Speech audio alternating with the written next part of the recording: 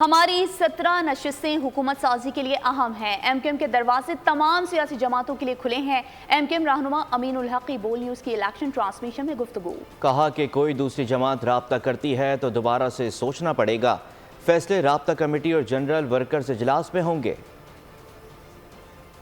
17 seat बनती है कौमी असेंबली के अंदर है जी। वो हमारी मैं समझता हूँ कि हुकूमत साजी में हर सियासी पार्टी की जरूरत बन जाती है कि एमकेएम बड़ी शहरी सिंध की बड़ी सियासी पार्टी है। एमकेएम जमहूरी तरीक़ेकार के मुताबिक आगे बढ़ती है और उसके लिए एमकेएम के दरवाजे तमाम सियासी पार्टियों के लिए खुले। कोई भी सियासी रहनुमा सियासी पार्टी एमकेएम के घर पर आती है, हैदराबाद आती है, हम उनके साथ बैठेंगे, बातचीत करेंगे और मुल्क की बेहतरी के लिए, पाकिस्तान की बेहतरी के लिए, जमहूरी रवायत की बेहतरी के लिए और पार्लियामेंट को मजबूत बनाने के लिए अगर कोई नेक्स्ट स्टेप आएगा तो ऐसा इन तमाम चीजों को दोबारा रिपीट करना पड़ेगा। फिर एमकेएम जमहूरी तरीक़ेकार के मुताबिक आगे बढ़ती, पहले राब्ता कमेटी मशावरत करती है, फैसला करती है और फिर जनरल एमकेएम अपना जनरल वर्कर इजलास बुलाती है, उनके सामने रखती है, उनसे तौसीक़ हासिल करती है, फिर फैसला करती है। सब्सक्राइब करें और बेल दबाएं ताकि कोई खबर रह न जाए।